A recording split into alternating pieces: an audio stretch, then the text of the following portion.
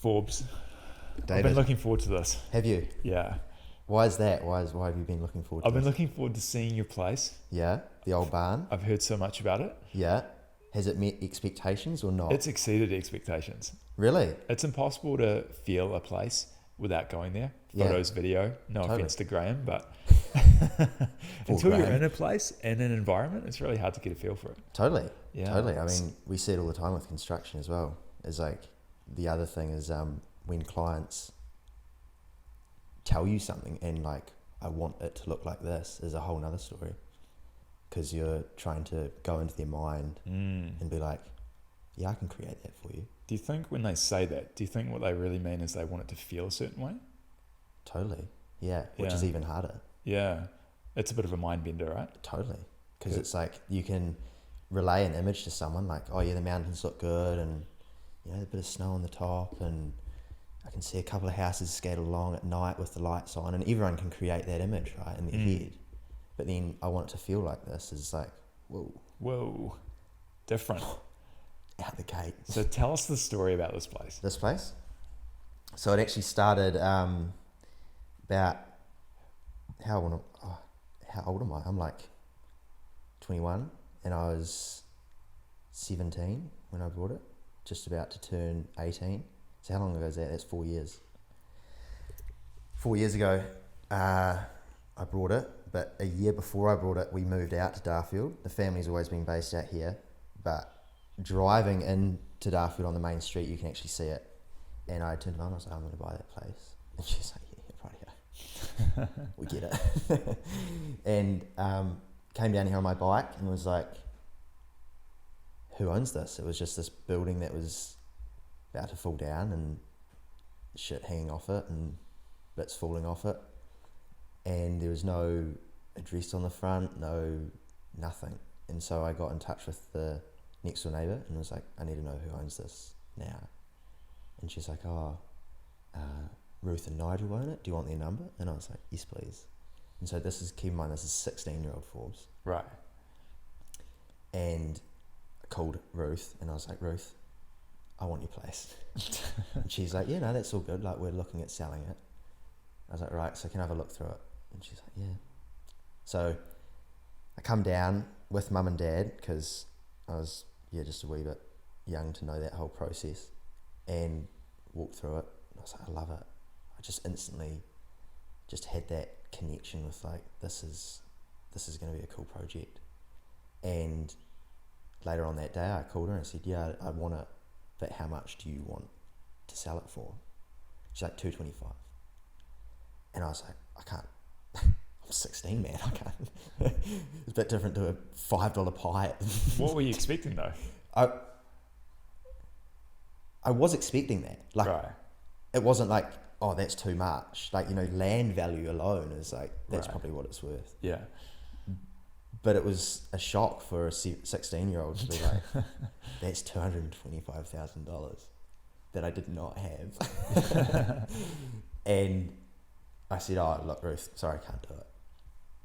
And sort of a couple of months went past, and then it actually went up on the market for $225.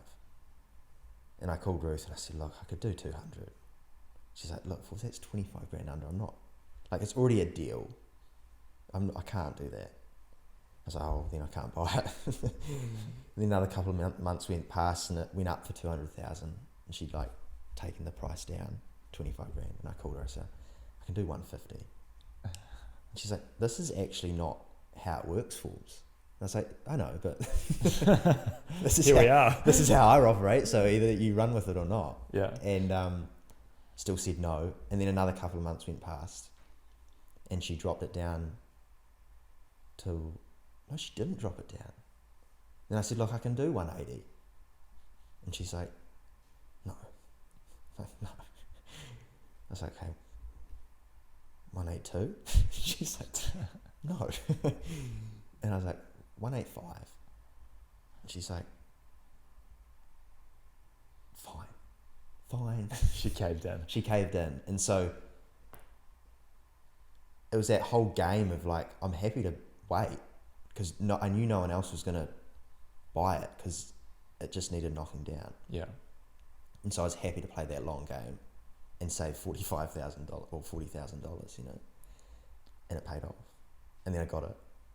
But there's a story behind getting it. Like, a 17-year-old dude getting money from the bank is not easy. No. It's not. Were you working then, or were you in school, or what were you up to? So I was working at the butcher shop beforehand, and I was doing my building apprenticeship at the time. So I had money from the butcher shop, and running the building business and all of that. So there was like money there to do it, but it was the whole, no, you're 17. I was like, come on, man, like the money's, like the deposit's here. I'm making more than deposit revenue. Yeah, but you're 17. It's not in their criteria. Yeah. That's not how it works. It doesn't fit in their boxes that they've got to tick, which is understandable.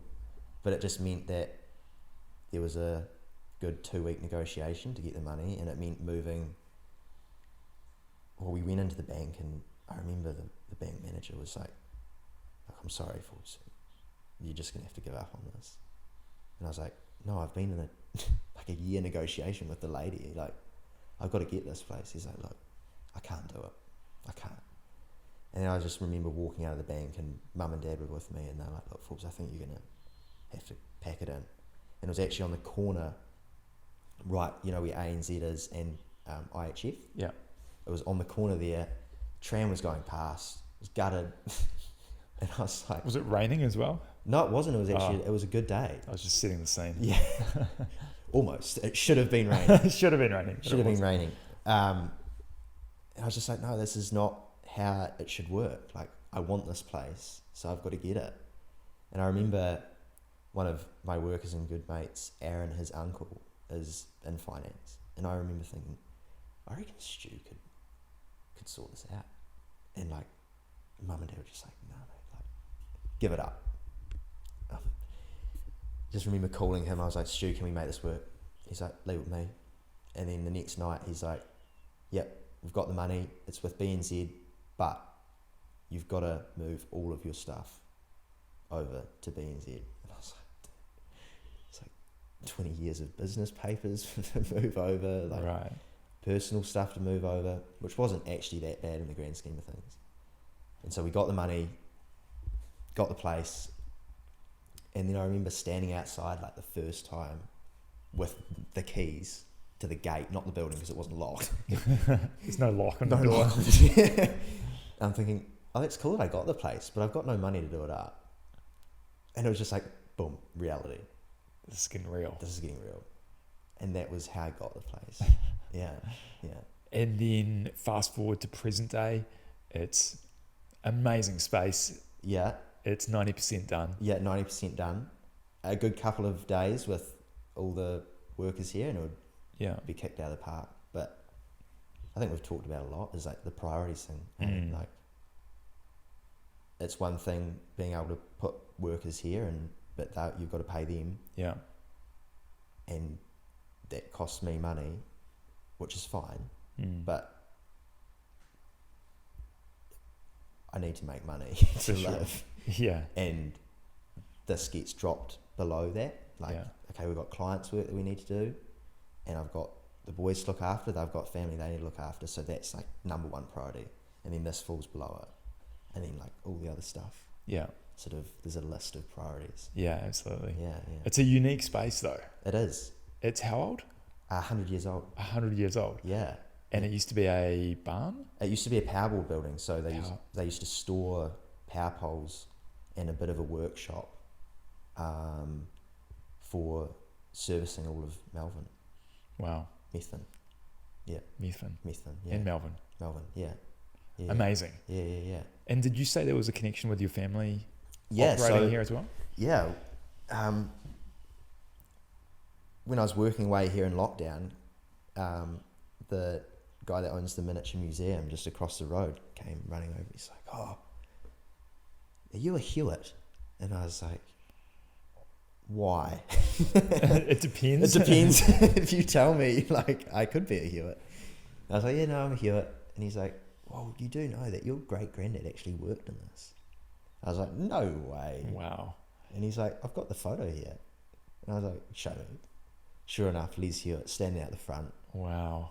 with a shovel, metre of snow around him, just living life, man. Wow. Yeah. Crazy. Yeah. I mean, I guess Darfield's a smallish place, but still, I those mean, are some crazy odds.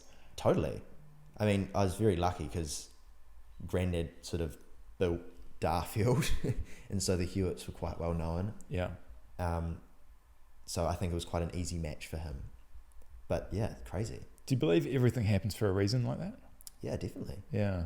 I mean, because I said right from the start, like, that's my place, and it's got an awesome feel about it when I walked in it. And so it does make you wonder, doesn't it? Whether or not that was for a whole reason. It was, obviously. There's something I could bring up right now. Yeah. Conspiracy theories. Yeah, we would. Yeah. Smoko chats on construction sites. How good. I'm used to them. Just like a sauna chat. Yeah, totally. Yeah. Yeah. You do wonder though, right? Yeah. You do wonder what this means. Spiritually. Well, just in general, Yeah. you know, like the fact that you had your mind and heart set on this, you did it. Yeah. You know, you worked through it. You overcome the difficulty of getting it. Yeah. And it's still going. Yeah, that's right. You know, it's Yeah. not done yet. I'm not done yet. So Yeah. Yeah, no, it does make you, and often working away on it, you know, stupid hours in the morning, and it sounds a bit cheesy, but you sort of, I remember one night, it's like 2 a.m, I was working on the outside, the scaff was set up out the front, it was raining, and just something wasn't working, and I just remember lying on the scaffold, just like, why am I here? in the rain. In the rain, 2 a.m, I've got work the next morning, I've got people to look after, and you just think, you know what, Granddad worked here, my great granddad worked here, this has seen more hard times than me, this building, shut up and get on with it. Yeah.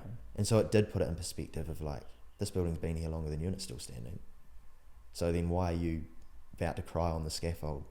Just because you can't, like, you know, it's actually quite pathetic. It is. Because it stood how many snowstorms, how many windstorms. It's seen some stuff. It's seen some shit, man. Yeah. You've built around the world, right? Yeah, I have. That's interesting. It is. Not many people do that. Really? No, they don't. No. So how does that come about? Passion. Passion. Yeah. Yeah. Loving what you do and not really knowing where it's going to take you, just doing the thing that you love, and then all of a sudden stuff happens. Yeah. I mean, we touched on that just before, didn't we? Yeah. That there was no intention to do that, but I think because I love my job and I love restoring stuff and making stuff, and this lady, I restored her house here in New Zealand, and next minute finished that, didn't even cross my mind, and she said, I'll take you to France. I was like, okay. Like, what do you mean? She's like, well, I've got houses in France, I need you to do them up. And that was all she wrote. And then you went to France. I went to France, yeah, built, restored 400-year-old houses over in France, and met some amazing people, and yeah, it was a crazy concept to grasp. That is crazy. Yeah. I remember hearing that in the sauna one time, and I thought, we were talking about value and how things work in the world, and we're talking about money is way down the list of priorities for a lot of people. Yes. It's not the most important attribute. So That's like right. you didn't have to quote on that job. No. It wasn't about that. No. It was about the relationship and the trust that you'd formed. That's right. I would imagine. Yeah, of course. I mean, someone that's passionate about their job has like generational knowledge and did a good job for whoever it may be, but in this case her, that was enough for her to be like, this is valuable to me, to fly him around the world to do my house. And so that's as valuable, like that's the perception of value, right? Yes. Because she could have got someone in France to do it, Yeah. but it might not have been what she wanted. Yeah. And then she'd end up having to pay another person in France to try and fix fix first it. French guy's work. That's right. And then it still might not be what she wanted. And then there's always that thought of, it's costing me this amount, it's now costing me this amount, it's still not quite what I want. I might just accept it. Yes. So then she spent twice the money, still hasn't got what she's wanted. So wouldn't it be better to just get what you want from the start? That's money though. Like time is the theme though, isn't it? Yeah. Yeah. Yeah. Do you pay up front? Yeah. Save your time with certainty? Definitely. Or do you mess around trying to take shortcuts? I think you've got to do both to know what's more valuable. That's a really good point. Because if you haven't tried to take shortcuts or haven't tried to, if you think, oh, that's cheaper, I'm going to go with that option, you don't know. That's right. And that's with everything, isn't it? I think so. Yeah. Yeah, like we've talked about burnout and like pushing your body to breaking point. You don't know where it is until you've been there. So it's the same with value. Yeah, I think that's one value that I've gotten from books and audiobooks is like hearing different stories and understanding that we're probably capable of more than we think we are. We are. Those limits are way bigger than most people perceive. Of course. They're huge. And like you just got to do crazy stuff that people look at you and you're like there's something not right there. There's something not right with this dude. Yeah. Yeah. But do you think that's the trait that's common amongst entrepreneurs? Like it's something that I've really noticed, even just before the last episode that I recorded. It was all about just saying yes and then figuring it out as you go. Yeah. It's a really common thing. Yeah. Yeah, it is. I mean, look at this place. Like there was every odd was probably stacked against me. The bank, my age, not having the stack of work like that you've done to back it. Yeah, like relevant experience with totally. Like it's not a spec build. It's not like a subdivision. It's not a greenfield subdivision where you pre-order everything and it's it's there. You've got to make everything yourself. Yeah. And so it was just saying yes and figuring it out and still figuring it out. Yeah. Always learning, always curious. Always. I think Dad was a good one at teaching me that, is that the day you stop learning is the day you're dead. I agree. Yeah. Was he a builder or as a builder? He's a builder. He's a builder too. Still helps us out. Gotcha. 72, smashing it. Really? Yeah. Yeah, he's I think that's probably where I got the hard work from. Yeah. He knows how to put a big shift in. He's old school. Old school tradie. Yeah. Boys don't cry. Yeah. Get on with the job. Yeah. Looks at you in the eyes and it's like, what are you complaining about? And it's good. Yeah. I love it. I think we all need a bit of that. Yeah, man. From time to time. Yeah. I mean, there's definitely times where it's like, Dad, come on. I'm broken. I can't go anymore. Yeah. Definitely those younger days, when I first took it over, it was like not in a good state. Right. And you'd just be working on this place and you'd show up at 7 a.m. on site. You'd be running on 2 hours of sleep and 8 Red Bulls in the truck. Rock up, he's like, what are you bitching about? Just get into it. Just get into it. Yeah. And I'm just like, how? When you are so upset that you've got the Adam's apple feeling in your throat. Before this podcast, you mean? Yeah, totally. And you'd little young fools rocking up on site, doing all this work before work. Yeah. You're just broken. And then your dad looks at you and just like, this is hard. Yeah. And this is what it is. And you're just trying to swallow that. Yeah. Yeah, okay. It is. Let's go then. Let's go. But do you think that it takes more than that though? Hard work and hours, it's clearly not enough. No. You look at developing nations, those guys are working. Yeah.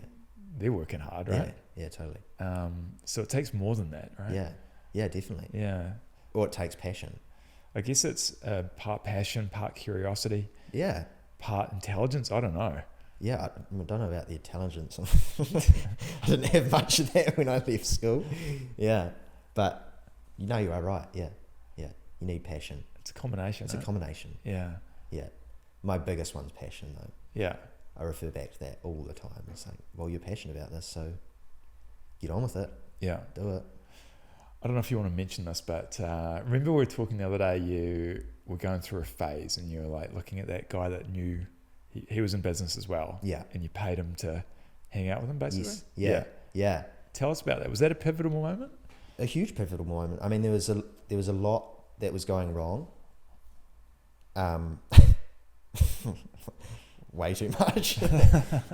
Just being young, too much on my plate. Yeah. Way too much on my plate. And the money side was just not working. I was funding this. Yeah.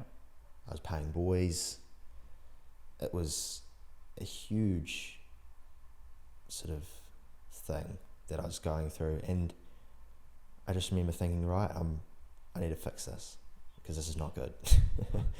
And I just thought, there was this guy that I knew, and I said, look, I'll give you, like, I need your time. What does it cost?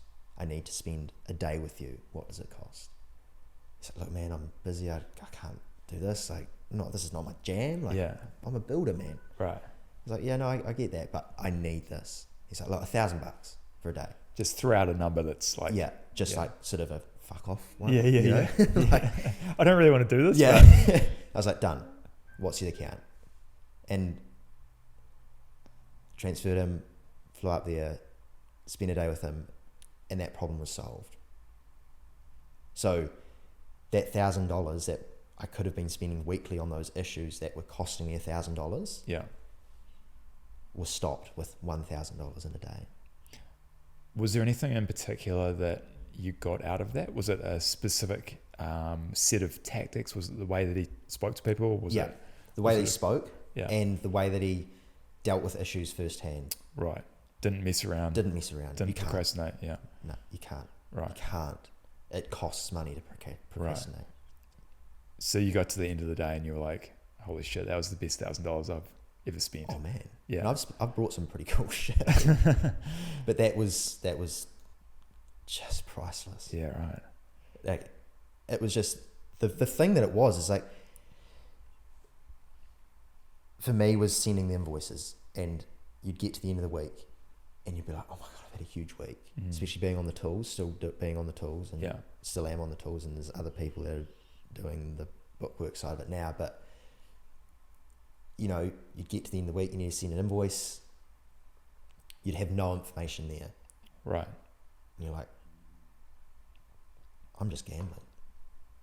I've done 42 hours that I'm going to charge this client, and I got that materials, and then you start like going back, because a lot of companies might not send you their statement till the 20th of the month. Yeah.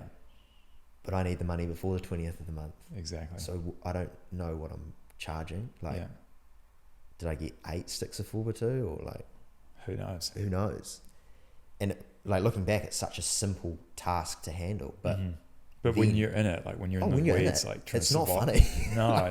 like now I can laugh, but it was not, because you'd get to the Friday and you're like, I need to send invoices because I need to pay I need to eat, but I don't know what to send this client. And this was going on for like a year, and it was just a gamble. And then when you get sent the statement from, say, Placemakers, you're like, oh my God, I missed that. And now I can't charge the client for that because I've already done the job. Right. So that happens, you know, several times, and before you know it, it's the profit margin, right? It's gone. Yeah. Diminished. And then some. And some. Yeah. And your dignity each week of like, I forgot that. Yeah. And then like that sets the tone, like, I forgot that. Yeah. So what else am I forgetting? And then it's like a downward spiral of like, what else am I doing wrong? And then it was just like, he's like, why don't you, like, when you go to Placemakers, they give you a printout at the end of each day, just copy that into the invoice. Yeah. I'm like, that's so logical, but yet. Yeah, totally.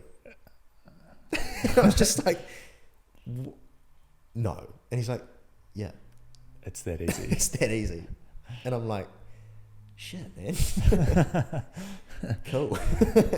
And I mean, there was lots of other things, but like that was the main thing. That was the overarching thing. That was, yeah. And it was just like, you know, I'd spend, say, 3 hours on a Friday doing it. Yeah. But 20 minutes each day, more valuable. Yeah, and you're not missing anything because you've got that printout statement that they handed you there and then. Yeah. Just copy it into the invoice. And what would you rather do? 20 minutes a day or 3 hours a week? I know which one I'd prefer. 20 minutes a day. 100%. Yeah. Yeah. Yeah. So it's how do you package that time in your mind that is achievable? Yeah. Totally. Yeah. I'm obsessed with this theory, right? The 16 hours a day. I think we both are. Yeah. I think that's why we have a good connection. Maybe. Yeah. I think so. Yeah. Perception of value, which we've always talked about. Exactly. I'm going to borrow this sentiment off another podcast I was just listening to, right? You might have heard it, but it's the theory that each day is like a roulette game, a game of roulette. And so we all start with the same amount of chips. Yeah. And it's whereabouts on the board you put those chips. Totally. Right? And so you could put like 1 or 2 into fitness. You could put 20 minutes into the admin stuff. Yeah. You know, sales, actual building, friends, drinking. We're going to touch or on not. that. We're going to go everywhere here. Yeah.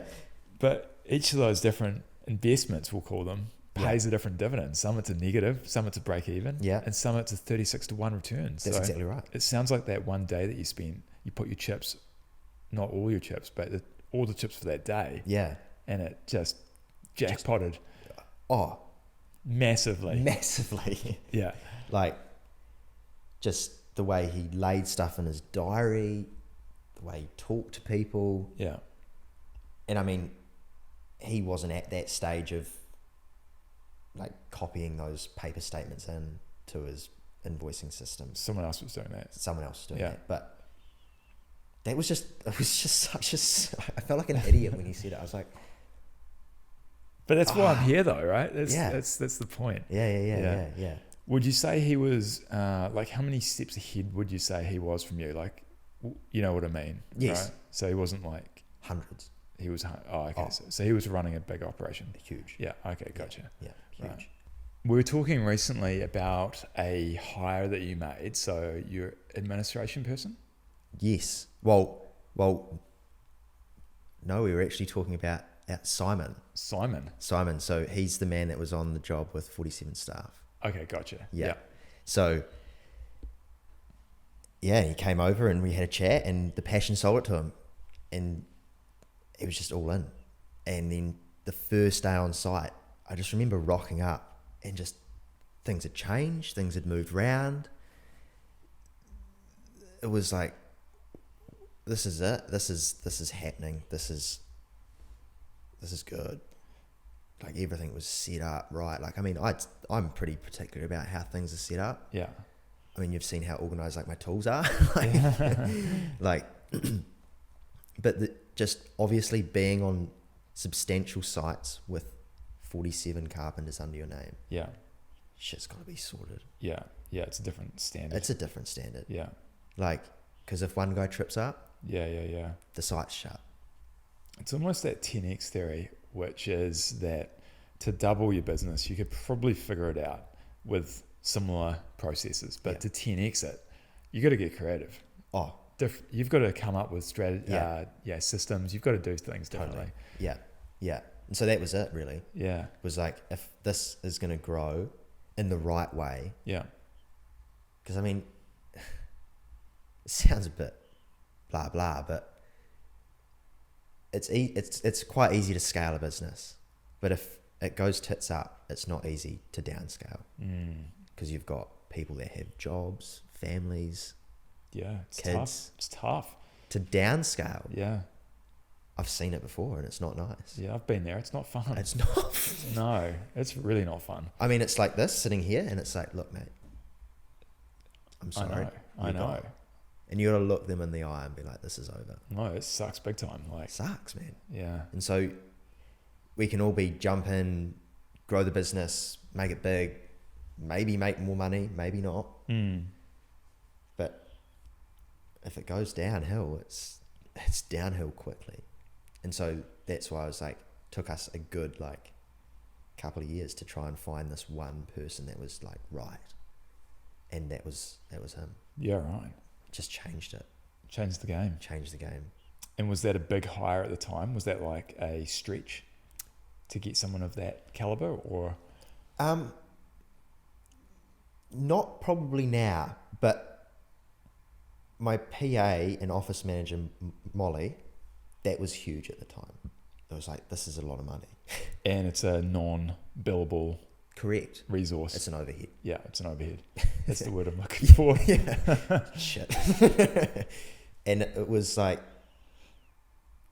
if it was one of those ones that was like, this could work, couldn't work, because it's that overhead. Yeah, yeah. But I was too stressed, and I was like, you're trying to hide that from the boys on site, because as soon as you show stress, they show stress. Yeah. And I wasn't spending as much time on the tools, which is when I'm at best, because that's what I was born to do, was like make build stuff, yeah. build shit. Yeah. And I wasn't doing that, so I was getting grumpy and right. Not good. Nah, the spiral. The spiral, yeah.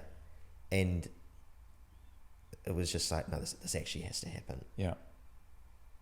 And the value. Exceptional. Yeah. Like just small things that you didn't see a huge value in before, but when they started happening, you're like, that is, whoa. Yeah. You know, this is cool. Yeah. And this is helpful to me. Like just organizing emails. Yeah. And like, you know, a bill comes in, it's in my diary, pay this Yes. by X date. Yeah. The date's there. And then I get a notification on my phone, pay this bill. It's simple. Whereas before it's like, you're missing bills, you're like, oh shit. Yeah. Yeah. Yeah. Just because it wasn't being organized. Yeah. Because I was trying to be the guy on site and be the office person and bid for jobs and keep relationships going. And it was not working. No. It wasn't at all. It's a common theme I find, is that the ones that are able to scale and grow are the ones that are able to effectively delegate low value tasks. Totally. And when I say low value, it's not to demean anyone. It's just to there's a place for it. Appreciate that everyone has a role, set of skills and role. Exactly. Yeah. Yeah. And I remember we got into the gym one day, and I was dropping someone back home from site, and I remember I was like, I've got to leave now. I've got a meeting with David. And he's like, oh, sweet. Well, like, if you're going that way, can you drop me home? And in my mind, I'm like, oh, yeah, it's on the way. Yeah. It's not. It might not have been the opposite direction, but it was. And that's time, right? Yeah. And I remember I ended up being late. Yeah. Because it was like, but I'm that guy that's like, I don't want to be too dicky about it all. Like, yeah, you're my worker. Of course I'm going to drop you home. Yeah. Like, Yeah. but then you made a point, like, you could have been like, look, man, I can't drop you home, but I'll book you an Uber. Yeah. Yeah. Because that 15 minutes could have been worth more. Like, it wasn't, but you know what I mean? Like, totally. Yeah. Could have been worth more than that $15 Uber. Yes. Yeah, exactly. Yeah, it's all interesting. And yet again, we're coming back to time. Yeah. And value. I think it all comes back to that. I think so. Yeah. If it's not in your calendar, like you say it all the time, if it's not in your calendar, what are you doing? Yeah. It's that simple. Well, I caught up with a guy this morning actually, and he, I just said, what have you been, how's your morning been? It was around lunchtime. And he's like, I've just been like, getting through my emails and like planning the weekend. I'm like, well, is that, and I was polite about it, but I'm like, is that the best use of your time? Like, it doesn't sound very high value to me. No.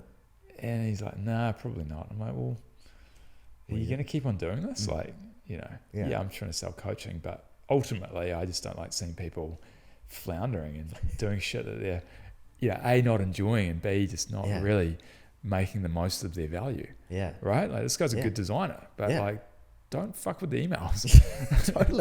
Totally. Yeah. And the closest example for that delegation is Dan Hood.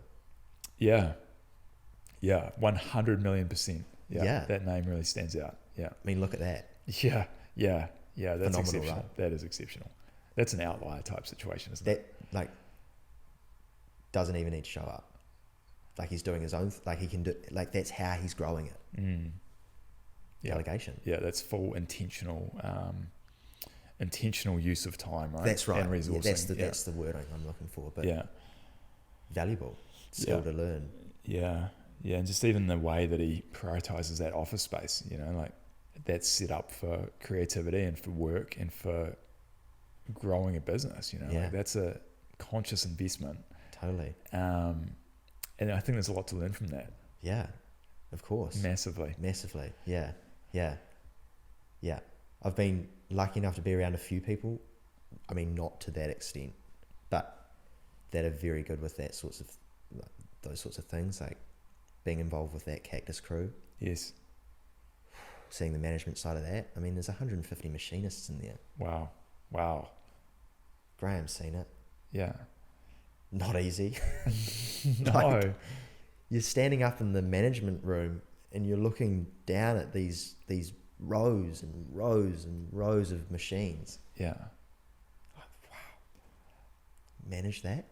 I haven't heard the full backstory on Cactus, but it seems like there's an interesting story there about, onshore manufacturing and keeping a brand and a business here. Local, yeah. I'm sure there's a tale there. There is a tale there. Yeah. I mean, it started in 1992. Yeah. And it, again, this passion thing that I'm going on about, it was 3 dudes that liked climbing, adventuring, and doing shit. Yeah. But no one was making the shit. Right. So they thought, let's make it for ourselves. Yeah. So they start making it for themselves.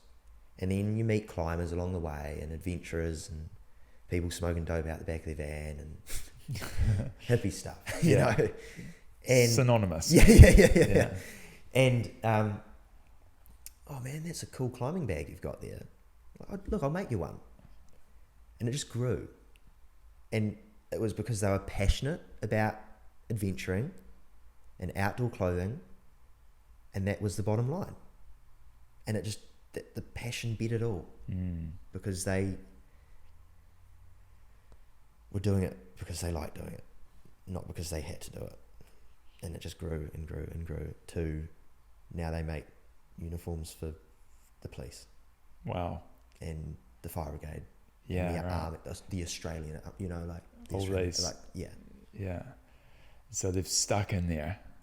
I mean, like talking to Ben is super interesting. Like he's big. Like I haven't made money from this. This has literally been a passion project. And I think that's admirable because it's kept 150 people employed here. It's keeping it onshore. It's good quality stuff. Like I will not let my workers wear anything else. Wow. Will not. Yeah. I won't have a bar of it. Yeah. Like, no, and it's the most stupid thing to do from a business point of view because it's not cheap stuff. No. But it's valuable stuff. Yeah. And like you could buy a $40 pair of pants 5 years in a row. You know, that adds up. Or you could buy 1 pair of Cactus pants for $220 or whatever it is. And you've had 1 pair. I know which one I'd choose. 100%. But yet we're sort of conditioned to not go that route. Yeah. And most people would buy the $40 pair 5 years in a row, which is bad on the environment. It's bad on your mindset, like wearing, mediocre gear at best, shit at reality, you know? Yeah. And we go back to that time and value, like, because people just see so close to them. Yeah. They don't see that the 5 zoom out, year, right? that 10 year, however many years, they don't see that. But I think if you can zoom out, you're like, you do it, 10 million, 10 years. That's it. That's exactly it. Like I knew it wasn't going to be a year.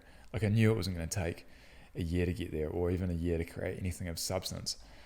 But 10 years, I reckon you can do a bit in 10 years. So if you zoom out, it's actually not that bad. It's doable, right? Yeah. Yeah.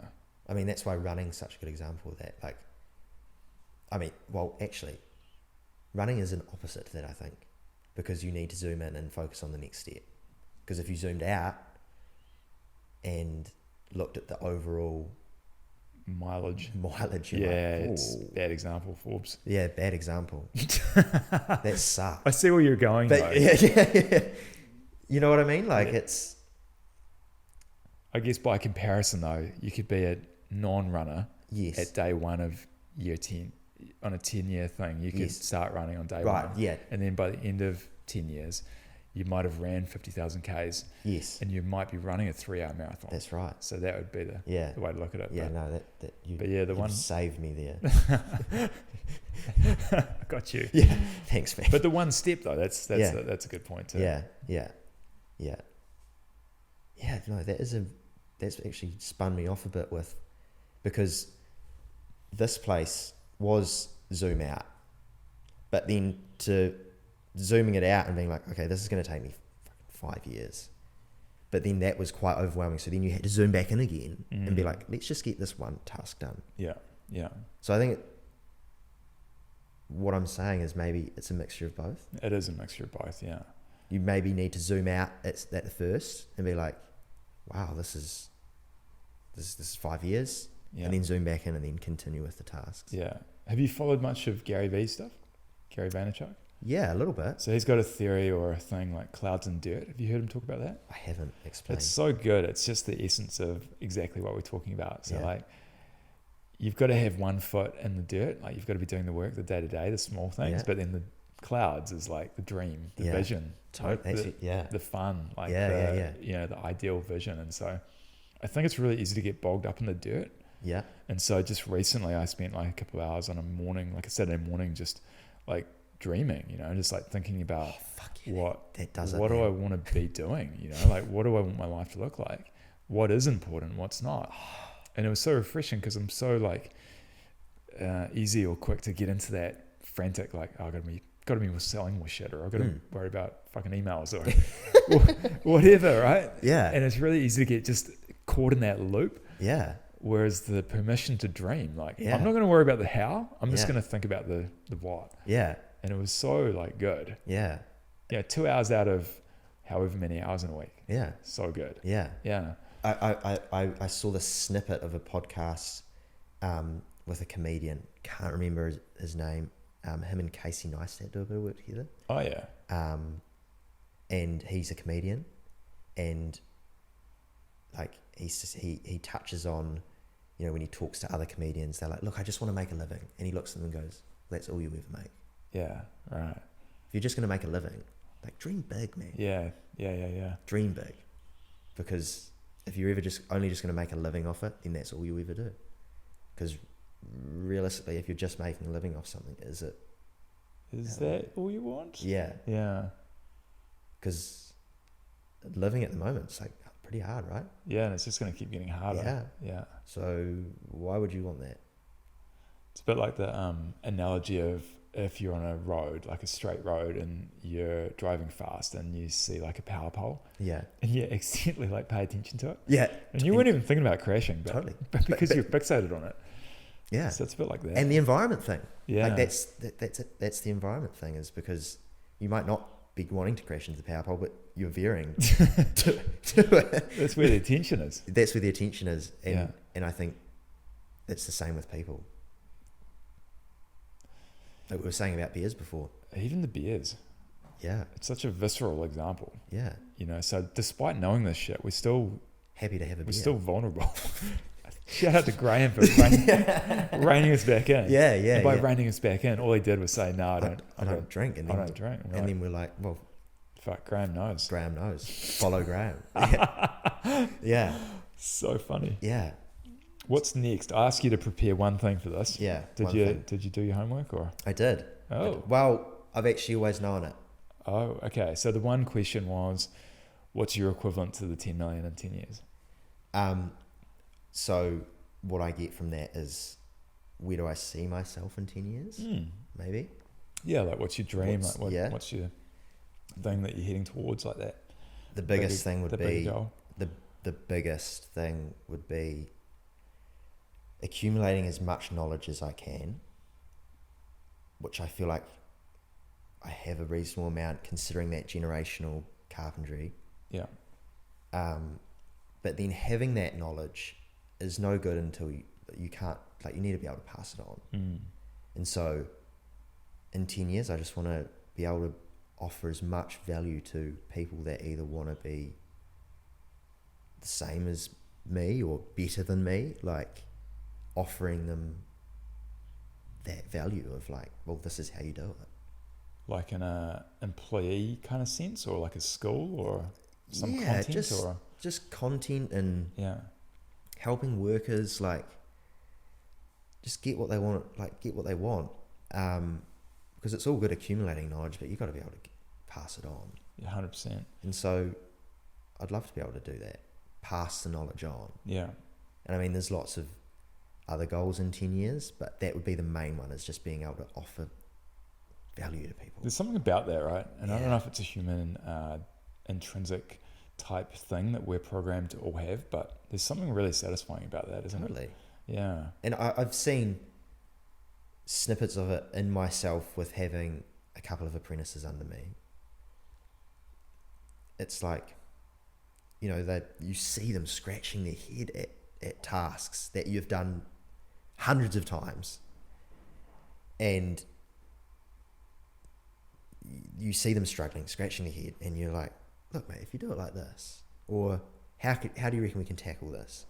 And you work through this together, and then all of a sudden it's like you've worked through this problem, and then you both feel great out of it. Totally. And it's like this high. Yeah, it's weird, right? Yeah. And you see it with your business coaching probably. Yeah, totally. Well, even just on a more one-dimensional topic of the podcast, like so many people come on here and say that they've wanted to do a podcast forever. I'm like, well, let's do it. Like, I'll show you how to do it. Like, flip it around. And like, it's really not that hard. Yeah. It's really satisfying. And so I've got at least 2 guests that have started a podcast since being on mine. Awesome. And probably many more that are at least thinking about it, if not going to do it. Yeah. You know? Yeah. And that's cool. Because you're not trying to, like, everyone's only worth a styrofoam cup. Like, the All Blacks are so good at it. You're not the jersey. No, that's right. You're just hiring the jersey. Yes. Yeah. And so it's like the same with the podcast or construction or whatever. Totally. You're not owning that role. No. You're just preparing it for the next person to take it on. Yeah. It's there's plenty to go around, right? Yeah. I think if you start getting all selfish and people just like, oh, he's arrogant, or well, just don't be like that. Be nice. Be nice. Yeah. Pass your stuff on that you've learned, because totally. I know what it's like to be in a shit situation, whether it be money or staff, or I know that feeling. So why would I want other people to have that feeling? 100%. Yeah. Yeah, it's a weird thing. I think maybe it's a limiting mindset, and it's perhaps like an older way of thinking. Yeah. Is that like protect your wealth, protect your knowledge. Yeah, but I think it's the opposite. You know, I think that like the more value you can give, the more desirable you are, and the better karma you've got. Yeah. You know, I think it can only lead to good things. Because then when that person surpasses you in whatever you value as success, you'd be like, look what I... Part of the origin story. Yeah. Right? Yeah. And then they're probably more likely going to be like, I took David's advice. Yeah, and how pumped are they going to be, right? Yeah. And absolutely. So it's, that's 10 million in 10 years for me. I like that. Yeah. That's cool. Yeah, that's a really... That's a cool angle on it. Yeah. Yeah, I didn't expect that. Yeah. I thought like building some castle or something, but... Yeah, well, there's definitely... The goal is Bangor Estate. Bangor Estate? Bangor Estate. What's that? It's a big estate up the road. Right. And I've got to have it. And I'll get it. It's on the list. It's on the list. What's it worth roughly? 3 million. As is. Yeah. It's gorgeous. Land and property? Land and property. Yeah. Do the coolest weddings there, man. Wow. Yeah. I like the definition of that goal. It's very clear. Yeah. It's not just a nice house. It's not just a $3 million place. No, it's happening. It's a specific property. Yeah. Yeah. That's it. Yeah. Done. It's got to happen. It's in the diary. I love that. Yeah. Andrew Tate. We're going to go there? We're going to dabble in it? Oh, we're going to try. We're going to try. I haven't really followed him. Neither really. Volatile though. I mean, there's so much on social media. Is there? Yeah. You can't escape it. Yeah. Yeah. Perhaps we dial it back a little bit and go, say, Jordan Peterson. Okay, let's go Jordan Peterson. Yeah, good call. Nice. Let's not open that Pandora's box. Not that I've ever watched it. I don't think I've ever... I know who he is, but that's really about it. Yeah, there's some pretty out there stuff. But, you know, somebody was just mentioning, no names, but was just mentioning that's what they needed at that time. Yeah, which... You know? I mean, if that's what gets people out of a what would the Rolling Stones say? Rock in a hard place. Rock in a hard place. Is that the one? Or like a funk. A funk? Yeah. You know, like get you out of a funk. Yeah. Give you that uppercut that you need. Yeah. Then that's value, right? Maybe that's value. And I mean, if they then now that say person is doing well, yeah, then that's okay then. So Jordan Peterson. Have you got a favorite person, like inspiration, content creator, podcast host, author? David Mouse. Yeah. Good answer. Yeah. Good answer. Can I say the real one now? No. I'm trying. Yeah. No, you're fucking hitting it on the head, man. It's fun. It's kind of like... It's passion, man. What you said about passion, it's like effortless to go and do podcasts. Like, we've been here an hour. It's flown by, right? Flown by. Yeah. Good building, good company. No beers. I was listening to one on the way, actually, with Modern Wisdom and Stephen Bartlett, the Diary of a CEO, right? Yeah. So two podcasters that have been doing it for, I don't know, a couple of years. Yeah. But, you know, arguably two of the biggest podcasters in the world at the moment. And it was a really interesting conversation around what they've learned through all the people that they've interviewed, you know, like everyone, basically. Yeah. Anyone that's everyone. Yeah. And, you know, like this one, common themes emerge. And like all the stuff we talk about in the sauna, like it all seems to just repeat, right? Yes. The passion, the people you spend time with. But they're talking about applied knowledge or wisdom. Yeah. And so it's like one thing to have all this content. Yeah. But you've got to apply it. What was I saying just before about having all this knowledge, but you got to be able to do it and show people how to do it. Yeah. And so I think therefore, like, if you're consuming a lot of shit and you're not having a little bit of, you know, Jordan Peterson or Goggins or something in the mix, I think you're probably not... You need to get a bit metaphorically punched in the face, right? Oh, I think you need get that. The fuck up. I think we all need a bit of that. Yeah. So my biggest one, and from day dot, was Jordan Peterson. Right. It's like, this man he's hard. He's an outlier, right? Yeah. His views on things are pretty out the gate, but I loved it how he it's just like, you've got to be capable of being dangerous. Because that's what will get you through those shit days. Like, you just got to have that grit. Yeah. And like, I mean, this place was a prime example of it. Just like, fucking get into it. You know? This is Grit City. Yeah. And just, like, that just should bar you up. Yeah. And just, I can't even put into words. So this is interesting, right? Because you're a bit younger in terms of, I don't even know what generation you would be, but you're the soft one, right? Yeah. Stereotypically. Yeah. And this is, again, dangerous territory to go down. Yeah. But I think we're all familiar with the concept that, you know, younger people, probably, you know, 20s, 30s, so much access to technology, so much easier to access to luxury, right? Yeah, it's easy. Whereas you're a bit different. You're wired a bit differently. I wonder what's caused that.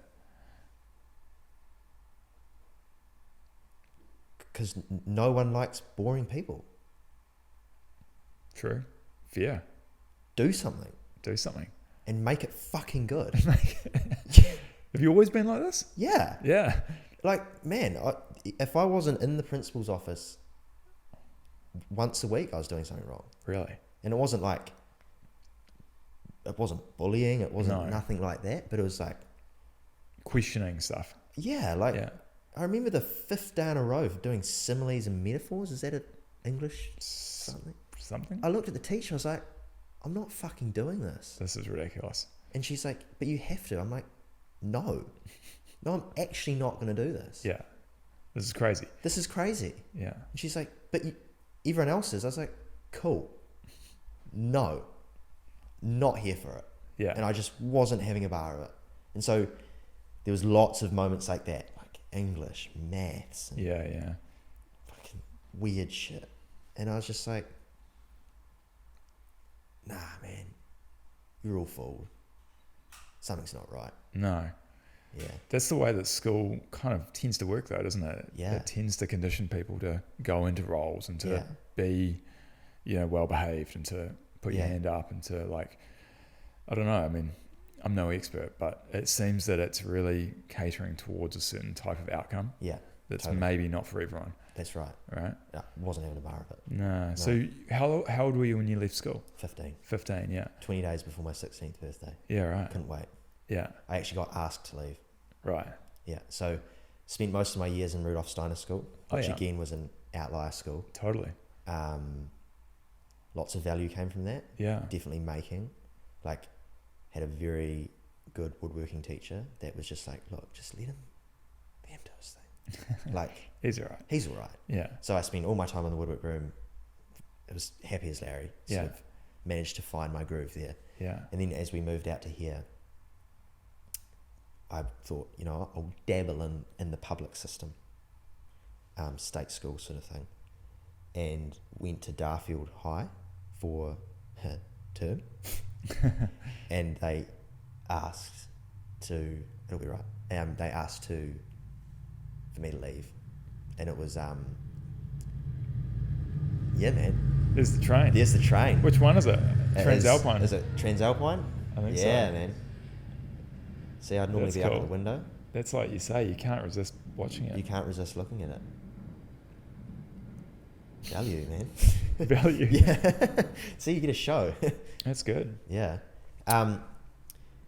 And just the school just didn't do it for me. I was used to being able to be in the woodwork room, being able to sort of create your own wee world, and there it was NCA, and you got to be here for this time, and got to be that for that time, and the teachers would just piss me off. And I just remember getting the call at like just before school, and they're like, "Look, you're legally allowed to leave 20 days before your birthday, and I think it's best that you come in and we'll sign the forms and get you out of here." And I was like, it's probably right. This is on. Yeah. This is it.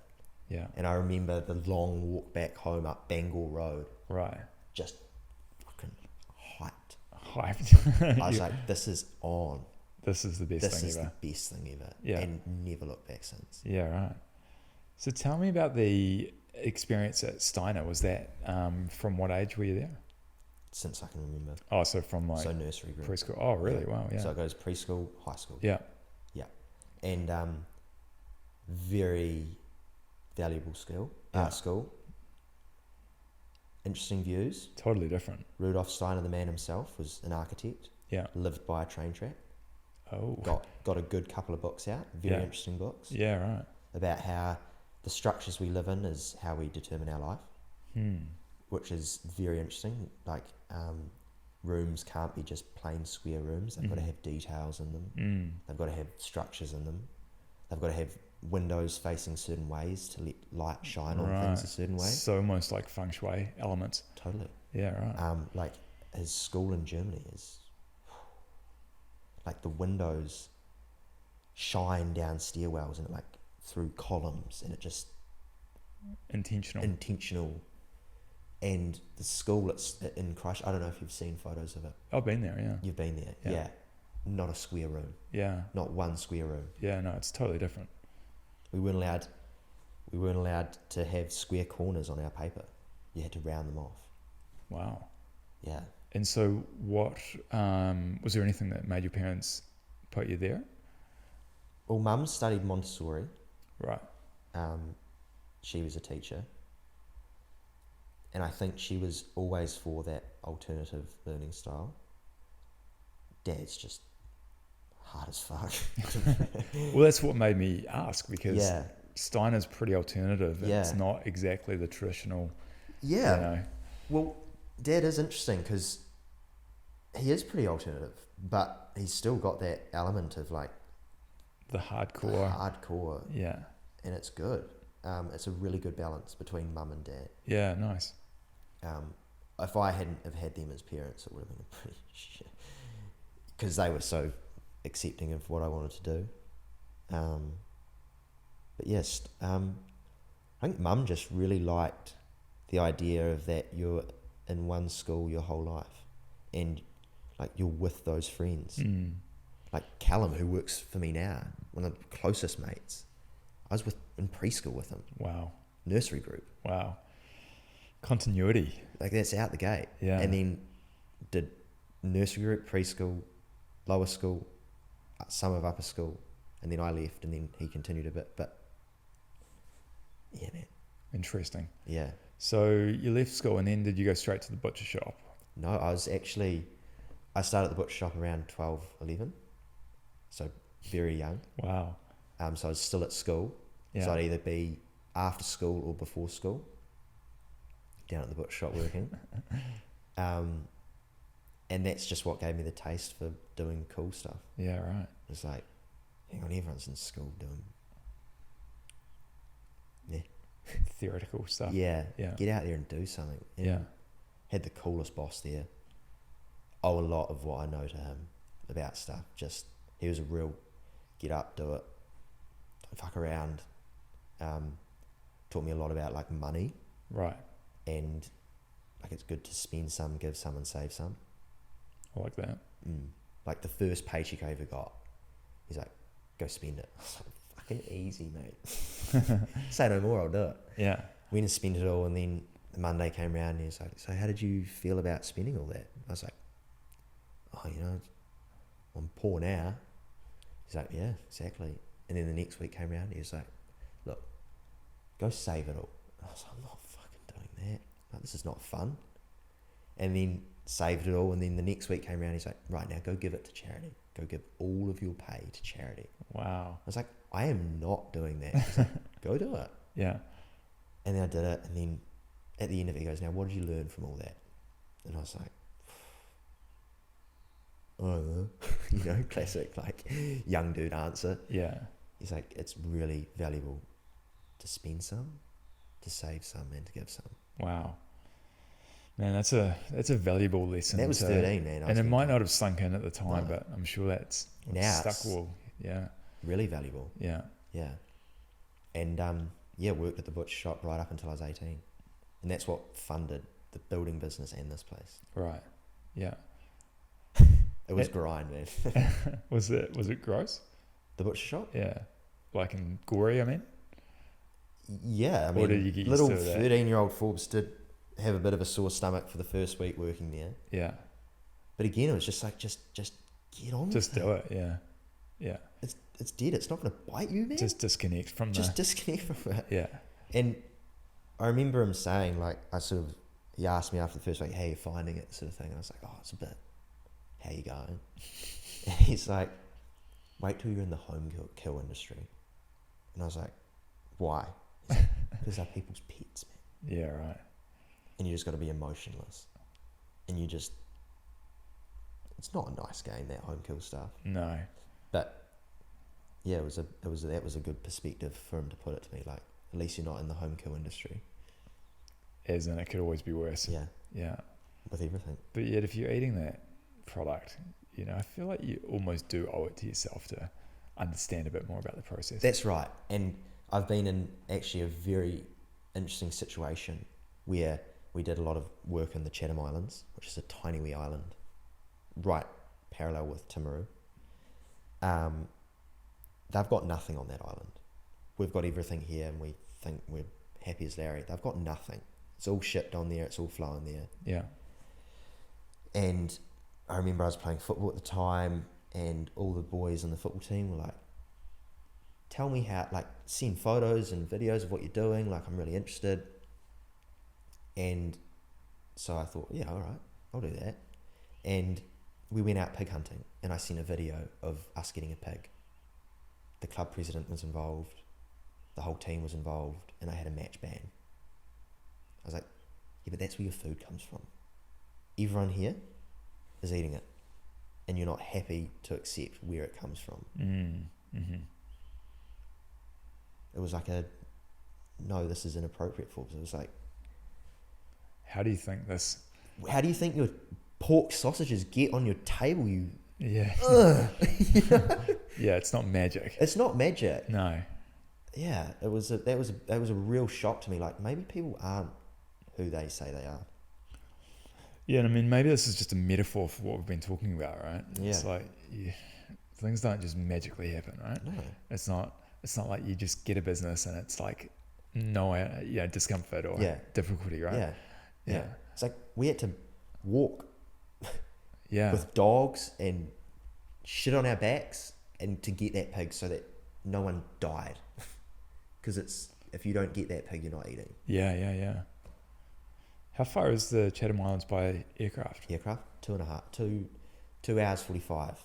From Christchurch? From Christchurch. Yeah, right, far out. It's in the middle of nowhere then. It's in the middle of nowhere. There's like 2 tar sealed roads. Wow. What an experience. Try building a house there. Yeah. There's no make it work, placemakers to run down to. Make it work. Yeah, right. Yeah. How long were you there for? We went back and forth for a couple of months. Yeah.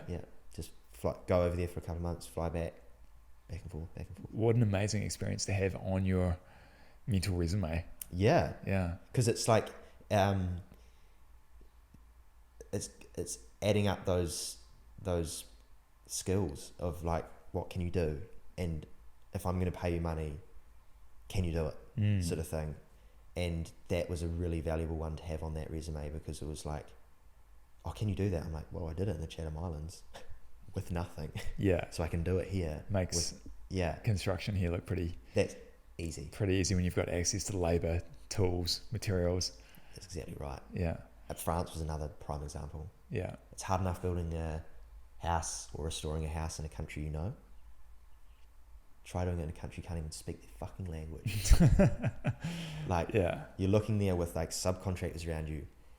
They can speak to each other. And then I'm like, oui baguette. Like, yeah, I just want the baguette. I just want my fucking red wine and baguette. It's a challenge, but it's that mental and put it on the resume. Yeah, totally. Because then if you can do it in a country you can't speak the language, then you can do it in a country that you can speak the language. I had 3 tools there. I had a skill saw, I had a belt sander, and I had a drill. That was it. Wow. Make it happen. Yeah, and it's not like trying to order a meal where it doesn't really matter what you get.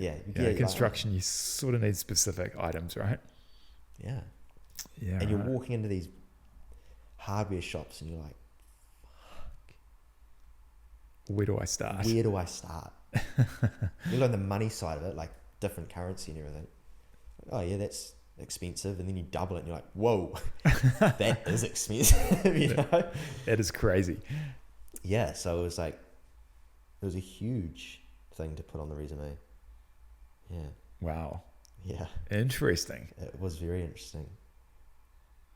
When you were at the butcher shop, did you say that you got involved with the Reefton Distillery?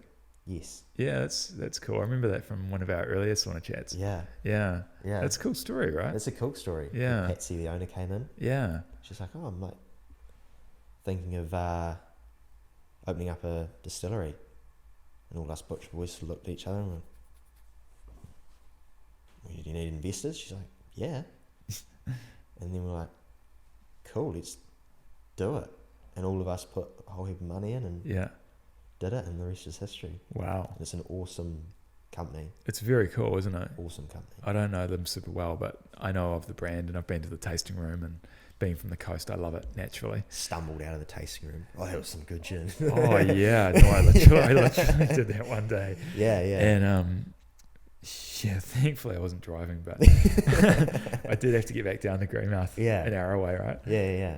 And no, they've got good ethos. Ethos? Is that the right? Yeah, ethos. Yeah, like values. And, yeah. I mean, it seems that way, right? Yeah. They were planning on going big before COVID. Right. Like big, like 42 and below big. Yeah, right. I guess that's still the plan, is it? Definitely, I think It's just been a bit delayed altered, a bit. Yeah. a bit delayed. I mean, the biggest thing that got them through COVID was we had this alcohol, couldn't sell it. What are we going to do with it? Oh, hand sanitizer. I heard about that. Yeah. Yeah. That's cool. That's lateral thinking, right? Yeah, it's like everyone needs it. What are we going to do with it? So hand sanitizer through COVID. Yeah, nice. So that was a big helping hand through that. Good people. Yeah, yeah. How are they doing now? Are they bounce back? Are they? Oh yeah, they're on a rampage. Yeah, they're on a rampage. Definitely noticed a different marketing tactic from them, more targeting my age group. Like at the start, it was definitely like high-end whiskey, right? Gin. Now we've got the whiskey, but now there's sort of like quite colourful, like labelling and right, a bit more sort of appealing to my age group, probably sort of thing. Right, which is good, but there's still that high-end value to it. Yeah, totally. Yeah, it's interesting. It's just something that I've been following. They did that, crowdfunding campaign at one point. Yeah. But yeah, it's just a cool place, Reefton in general. So to see something like that pop up there, it's so cool. Yeah, right? well, I mean, it's added so much value to the wee township. Totally. Yeah. I like that. Yeah. What do you reckon you'll be doing this time next year? So November 2024. It's coming toward the end of the year. Yeah. It's getting hot. You will have had 12 months since this recording. If we're not, paint me a picture. If we're not sitting in the Kershaw construction offices, I've done something wrong. Okay. We've got to have a headquarters. Yeah. And it's got to be out the gate. I'm going to say it. It's going to put Williams Court to bed. Right. Like their offices are going to be. Those offices are pretty nice. I know, but I want better. Okay. Yeah. All right. Yeah. And what are we talking here? Like inner city, Darfield? Inner city. Yeah. Inner city. Doesn't need to be as big. No. I didn't say how big it was going to be. No. But it needs to be better. It needs to be nice. It needs to be out the gate. Yeah. Yeah. Just a place where clients can come, see what we're about. Yeah. Have a drink of water. Water? Beer. One of the two. Maybe some Reefton Distillery gin. That'd be a nice touch. Yeah. But I want it all in-house. Like I want architects in-house. I just want knowledge just brewing in there. Oozing out of there. Yeah. Cool. So you got the office. We've all got the offices. Yeah. Round 2 podcast. The 2.0 version. Yeah. Yeah. More lights. More light. More cameras. More cameras. More grams. More grams. This place will be finished. Do we need more grams? Probably one's enough. Well, I mean, one's probably enough. But yeah. Yeah, this place will be done, and we're definitely going to be stepping towards Bangor Estate. Gotcha. Yeah. Yeah. So that's got to get that happening. Got to get the ball rolling with that. Yeah. And this place will be 100%? Yeah, 100%. 100%. So we could actually do the podcast in here. Hey, just a deja vu. Yeah. Yeah. And do you think there'll be any more international projects? Definitely. Yeah. We've got a few in the works at the moment. Yeah. Maybe we dabbled in the idea of sort of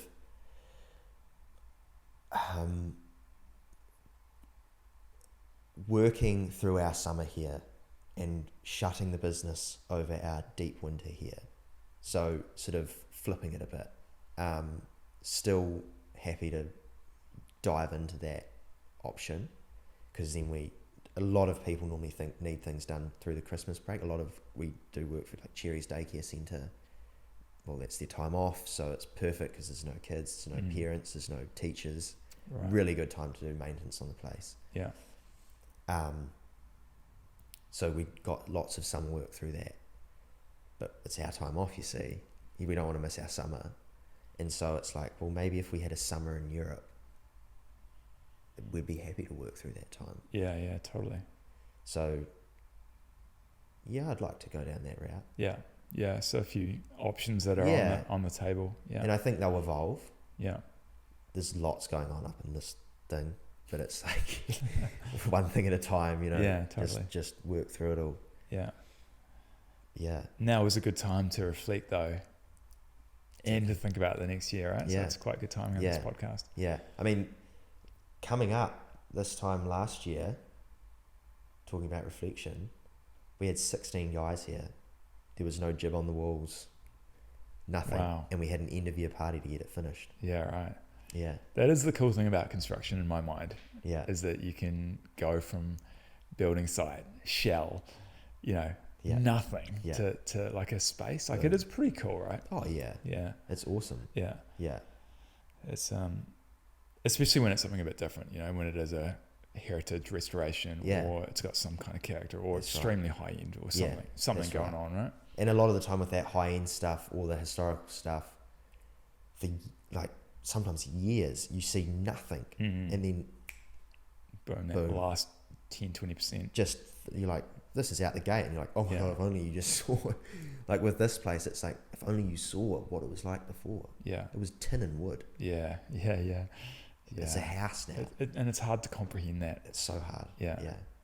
Yeah. I guess that's why like the documenting is a cool thing to get into. Totally. In my mind, you know, and this podcast is no different. Documenting the journey. Yeah. You know, being able to look back on this. It's a resource. Yeah. Yeah. Yeah. Yeah.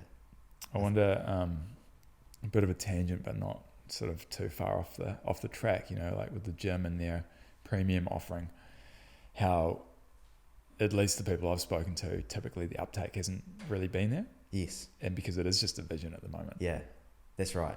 You're about the only one that's jumping at it. Balls deep in it. But I think I'm into it too. Yeah. I think I'll just make it work. Going in, and there's no fucking locker for me, man. Like my number 23, taken, not a happy man. Not a happy man. Not happy? It's just like that. If I remove that from my brain, if I can, there's no money on it. You know what I mean? It's like I'm happy to do that. Yeah, totally. Add another $100 on the bill, man. If I've got my locker with my name on it, happy with that. Happy with it. Yeah, I think that's a case where annualizing is a logical move as well. Yeah. If you can look at the annual price of that. Yes. Yeah. Because it's one thing I don't need to think about. I don't need to walk into that change room. I don't be like, is someone put their bag in my locker? I don't even think about that. It's like I can leave my gym stuff at the gym now. Makes sense. So that means that I could spend an extra 20 minutes instead of setting up my bag to go to the gym. I can now spend 20 minutes sending an invoice that'll make me more money. Totally. And then you times that by 365. That's a lot of time. It's a lot of time. Mega time. Huge time. Huge. How did this 10 million come about, David? I turned 38 and I wanted to prioritize my fitness. Yeah. I'm not sure what led to that. I feel like there is a good answer to this, but something led me to prioritize health and fitness on my 38th birthday. Nice. Fast forward a year to my 39th, and I'd made significant headway with the health and fitness. I started working with a PT, started eating a lot better, drinking a lot less, and fast forward, birthdays are a time when I do often really reflect, /freak out a bit, you know, especially approaching 40. That's a big milestone. And so I was heading closely toward 40 and I was like, okay, I've had a good life. I've done a lot of cool shit, but also I would love a bigger base of assets, a bigger amount of wealth. Yeah. And so I thought, okay, I do well with challenges, you know, the gamification. Stop it. Oh, it just works. It just does. The challenge, the accountability, like the public accountability. Yeah. I just love it. It fucking gets you going. It works. It works. There's these non-disputable truths that seem to come up. Totally. And that's one of them. You just can't argue it. Yeah, because if you don't do it, everyone knows you didn't do it. 100%. And nobody wants to be that guy or girl. No one wants to be boring. No. Nobody wants to be boring. No one. Boring sucks. It just does.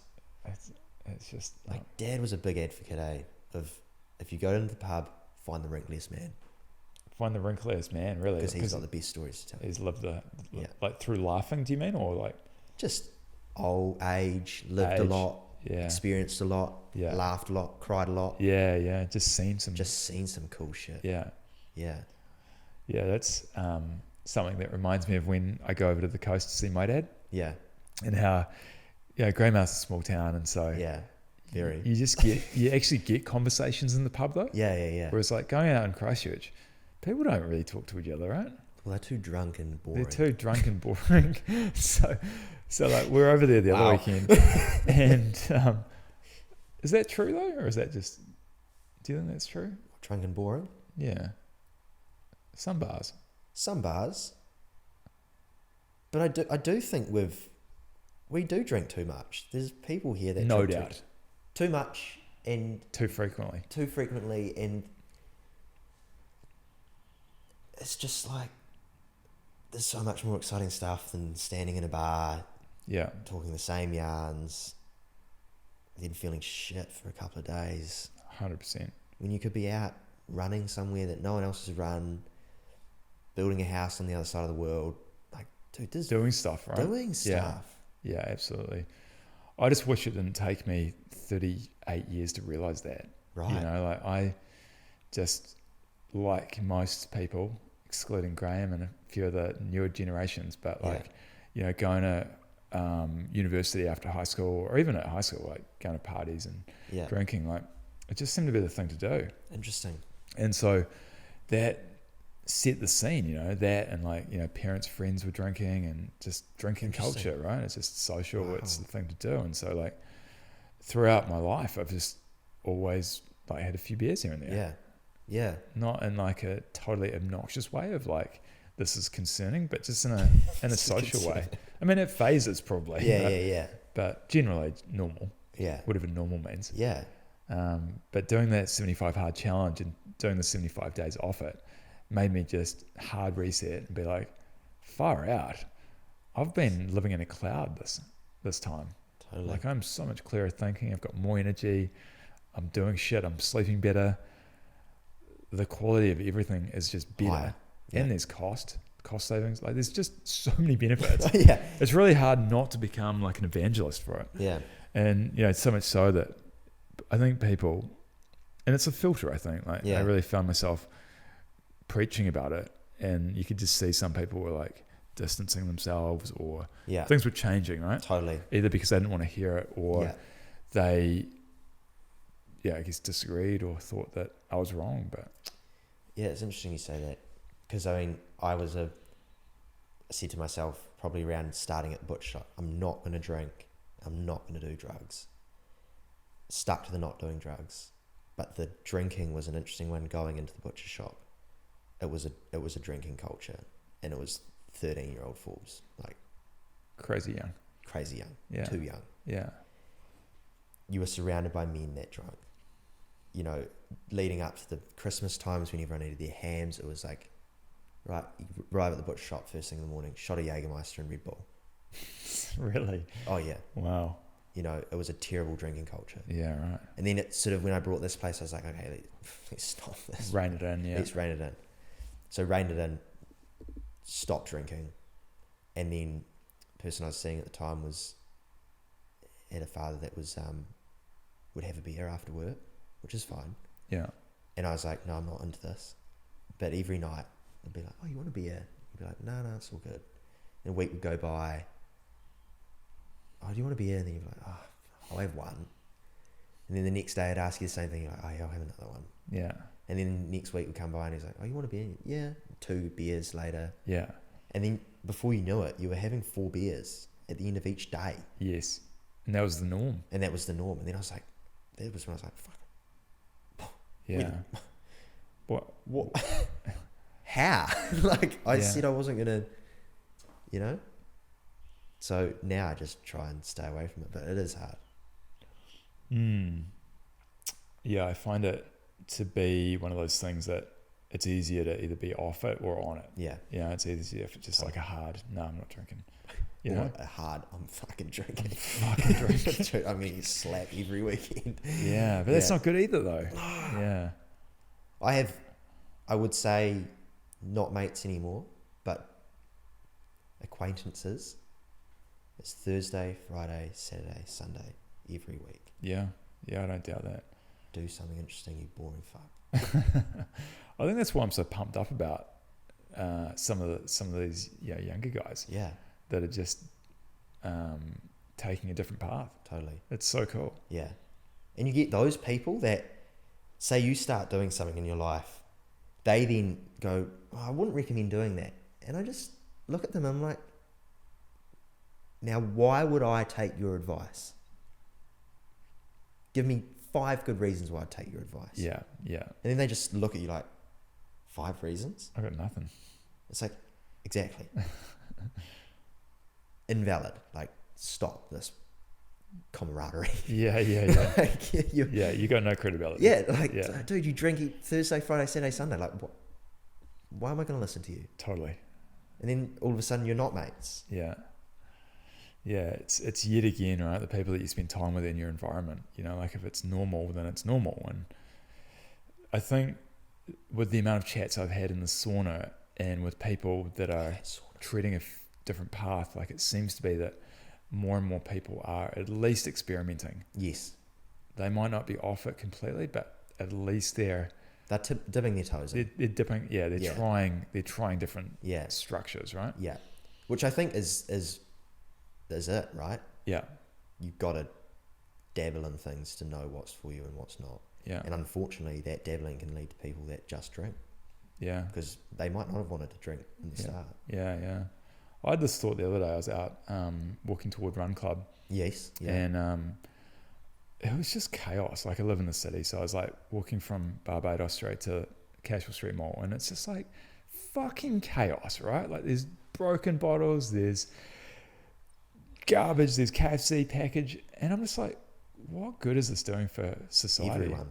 Like this is a net lose, right? Yeah. There's some businesses that are selling stuff, there's some economic churn, but like, man, the aftermath that is left from a Saturday night, it is not good. No. Like this is not good. No, it's disgusting. And I was like, fuck, I wonder if they were to like ban alcohol for, I don't know, 6 months, a year, like as an experiment. It'd be so interesting. It'd be so interesting.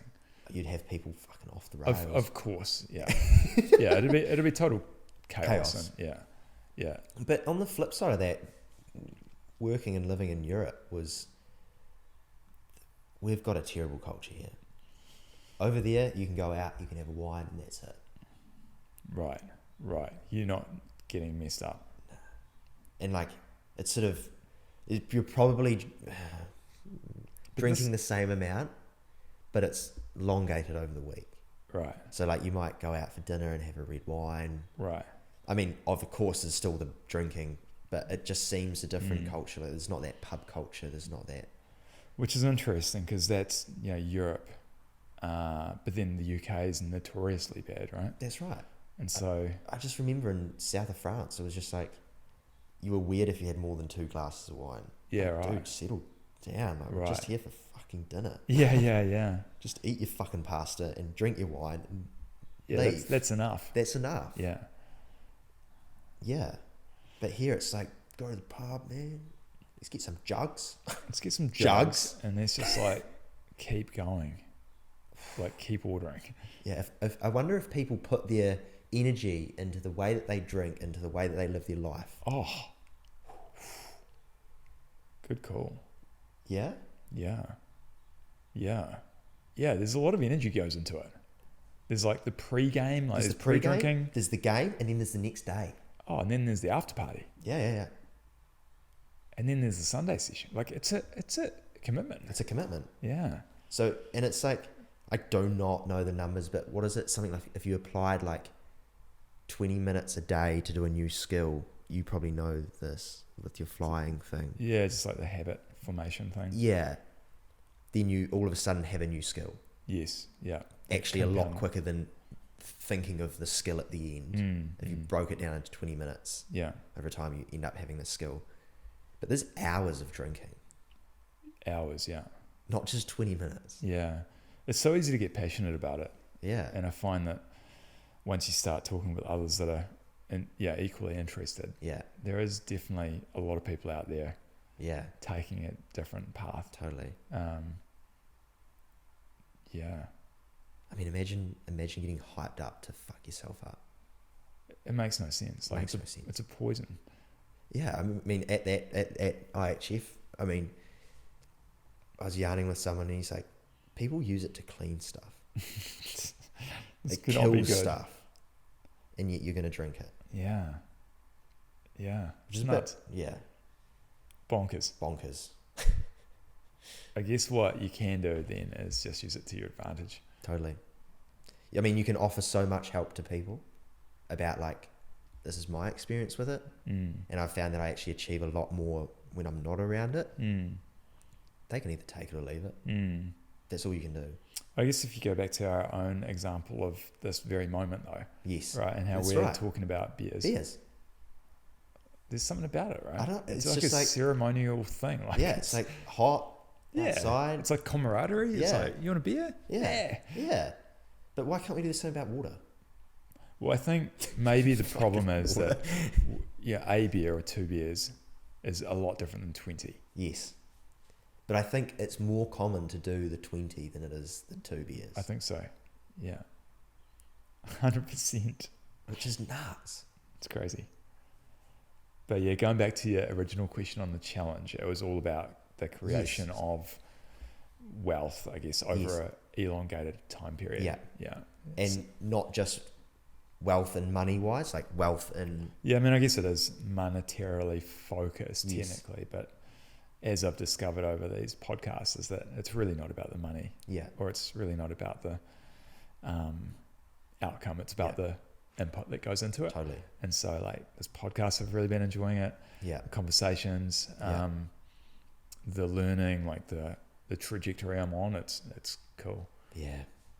So I think I was going to say selfishly, but I think like holistically, if and when I make this challenge work, I would love to create some content around it, like a blog or something to be like, you want to get to 10 million? Like, this is one way to do it, or here's some ways to think. But I see it more as like a framework of things to do and to focus on. Yeah.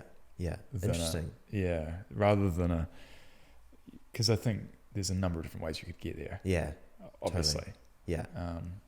But creating content and documenting it's hugely fun to me. It's interesting, and it almost is a way to self-improve, right? Yeah. Because you're like, why was I doing that? Like, why was I talking like that? Why was I, whatever it may be? You've got a documentation of that, and then you can dissect that, look into it, be like, actually, next time I'm not going to do that, and it's going to be better, or not. You might think that's actually perfect, the way that I did it then. Try and do it again, and then the situation was different, so it didn't work. It's a really good point. Yeah. I've really noticed it with listening back to some of the episodes, and also like watching a couple of not that I've recorded any properly before, but just watching. Shout out to Kershaw Construction. Out the gate, mate. Out the gate. It's what's the word? Like, you can't argue video. Yeah. You can't. It's there. It's a bit like Emily and her dance. Yeah. Like watching back dance videos, like training and filming it. It's really like you can't argue. Hard to watch, but at times there's just no hiding. Yeah. It's there. Yeah. Yeah. I noticed that with the football side of things. It was like when the match was filmed, like, man, the coaches were down your throat. Like, why the fuck were you doing that? And you're like, and that was it. Yeah. You couldn't hide from it. And it was like, that's when you just look into yourself and like, fucking idiot, should have done it better. I think that seems like a good way to improve too. Yeah. Knowing that when you play that back on mental loop. Yeah. And that's actually something that came up with the podcast with Zach Gallagher. Have you run into him? Yeah. He's a good sort, eh? He's a good sort. He's such value. A good sort. Lots of value. So good. Yeah. And so we're talking about that same thing with videoing and being on camera. Totally. And how you're constantly under scrutiny. Yeah. You know, the way you walk, the way you conduct yourself. Yeah. So Totally. yeah. Yeah. So basically, it's how you get to the big leagues. That's You right. Just film it. Just film and critique. Yeah. Improve. Yeah. Yeah. How who do you think would be a good guest to get on the podcast, or a dream guest, or Dream guest. within relative realisticness? Like Kerry Evans. Kerry Evans. Yeah. Who's that? He was the All Blacks mental coach for a bit, Ah, that would be very good. and he trained us with football as well. Right. Dad did karate with him. Karate. Out the gate human. Wow. Like, I remember we were in a training camp for something, and showed up late, and he just looked at this dude in the eyes like, why? Leave. You're late. And I was like, Whoa.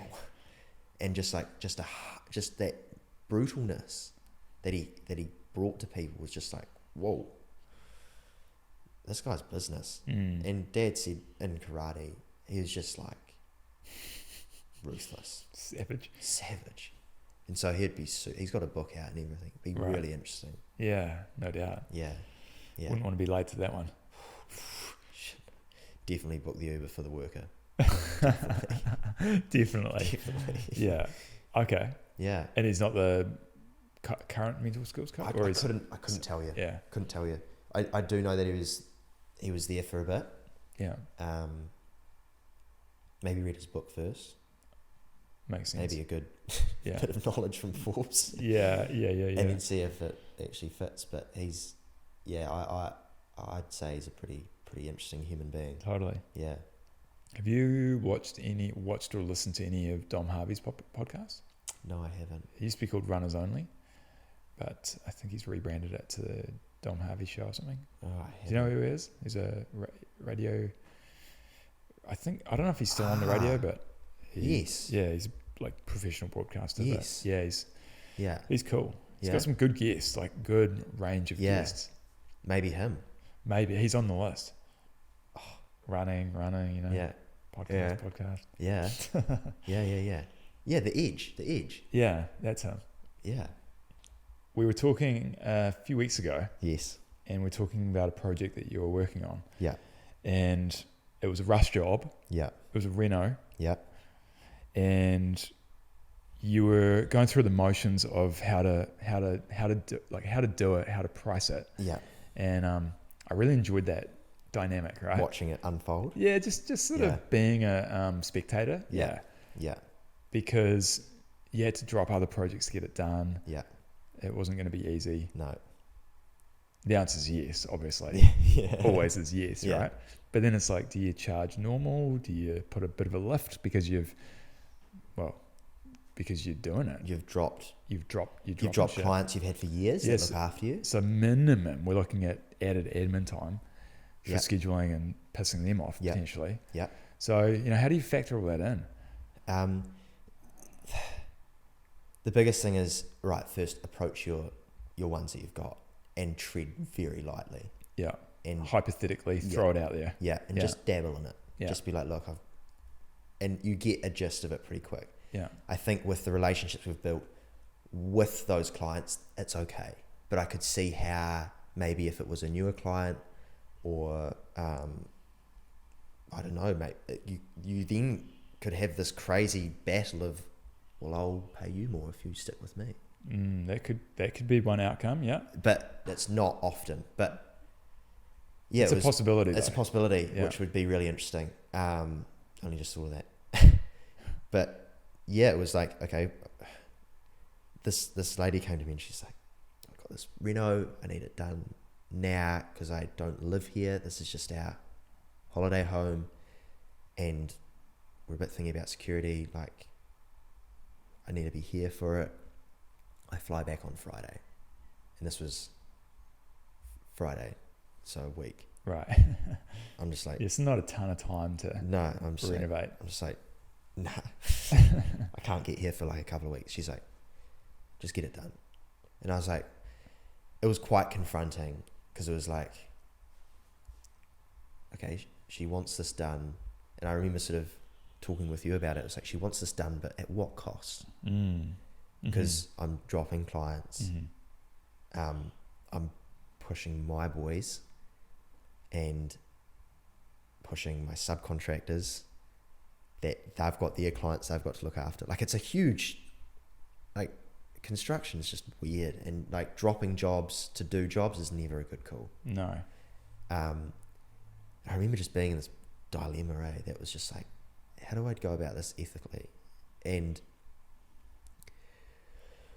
I just sort of started doing the job, and then I was like, actually, I need to figure out. I got to lock this down. I got to lock this down a bit more. And it's sort of like, it's a bit of a running joke in the construction industry. That's like, when you've got lots of work on, you like up your price so that people sort of leave you alone. Slows the velocity the velocity down. And then you get those people that are like, no, I'm happy with that. I'm good. And then you're like, shit, now I've got to make this work, which is a bonus for you because now you know your value, right? But this was one where I sort of had started because it was quite confronting, her being like, no, I just want it done. Started it, and then I was like, shit, I've got to figure out the best way to charge this lady. And then I remember chatting with you for a bit, and I managed to pull all of our subcontractors in, and happy and good and sweet. And I remember sort of going there one day, and I was just like I'm going to double it. Like, thinking to myself, I'm going to double it. This is ridiculous. I've literally done a full renovation in a week. Yeah. Like, dude, that's silly. And I remember saying to the lady, I was like, what do you think about this situation? And she's like, I don't see money as a thing. I just see time, and I see mental space taken up. And if money can remove that, I'm all for it. Like, I've got to fly back on Friday. I want this done. Yeah. And I was like, so double? And she's like, I just want it done. Yeah. Yeah. So that was... And she clearly wasn't in the business of shopping around. No. Not that time allowed for that, but it doesn't seem like that was a consideration. No. She'd chosen that she'd want to work with you. Totally. So I think there's a couple of key points here. One is that communication throughout the process with both the existing clients plus the new one, and navigating that pricing chat. Which is really hard. I'd never come across it. Totally. And so without having communication front of mind, you could have easily have fucked that up and, you know, either gone incognito with the existing clients and tried to make it work rather than front footing it. Yeah. You could have done the job for the lady and then invoiced her double. And she's like, what the fuck? Yeah. Like, you can't do that. Yeah. And I mean, it is to probably most people, it does seem ridiculous. Well, this is the conversation. Like, what is ridiculous though? Yeah. Like, true. what is real? Yeah. You know, what? Yeah. If she's got $1 billion in the bank, does it really matter? No, she's got it done and she doesn't. It doesn't matter. Exactly. So it is actually really valuable to her. It's another ongoing, recurring theme, fascination, right? Yeah. Money, time, and value. Yeah. I mean, I'd sort of experienced a little bit with that whole Europe, around the world thing. Like a lot of people actually value your knowledge and being able to get it done in that time frame. I guess if you look at a basic economic supply and demand curve, which I'm not overly familiar with, to be honest, but from what I understand, the more supply, the lower the price goes. Yeah. So we're kind of discarding that, aren't we? Yeah. Well, I think we are probably high in demand and we've got a low stock as commercial construction.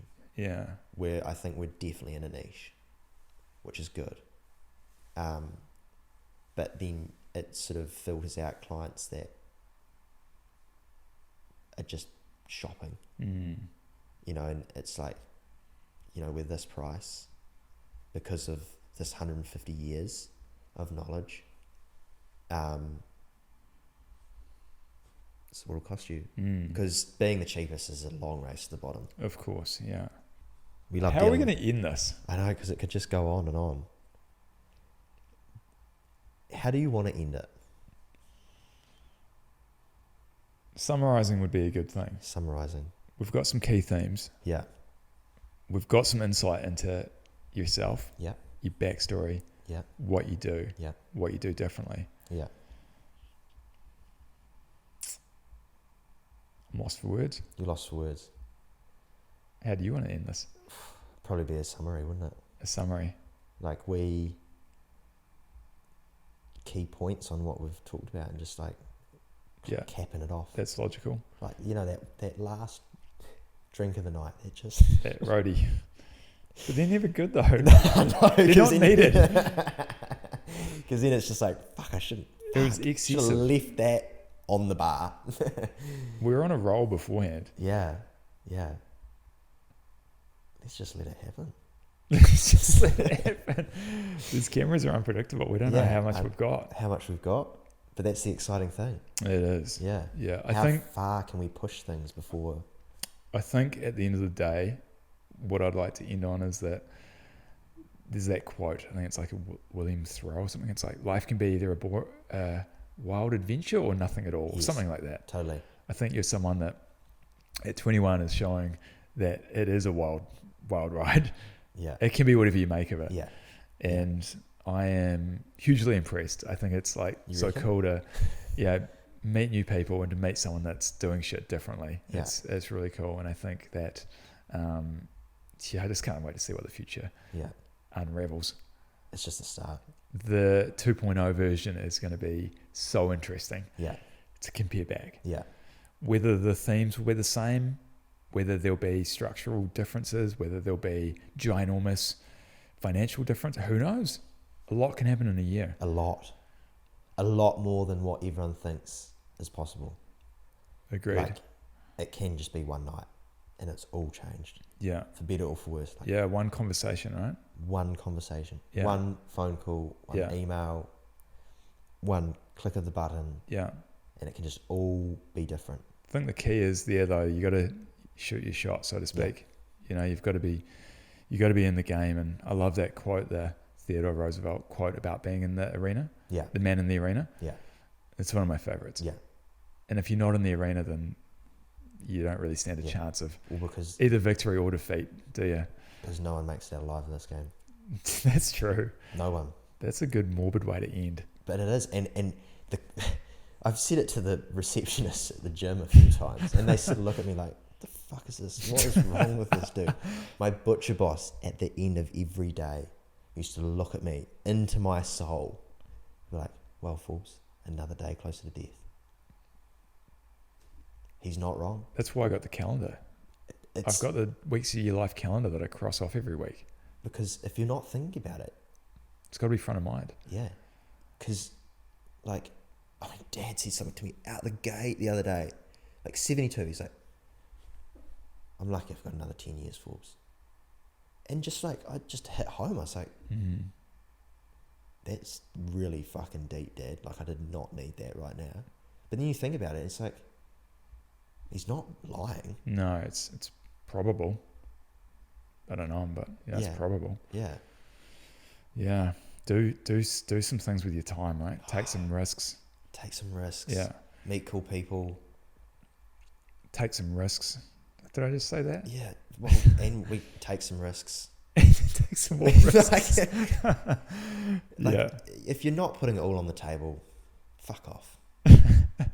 Let's just wrap it up there. Yeah. That's strong. I don't think it's not going to get any better than that. No. But I do say it to everyone.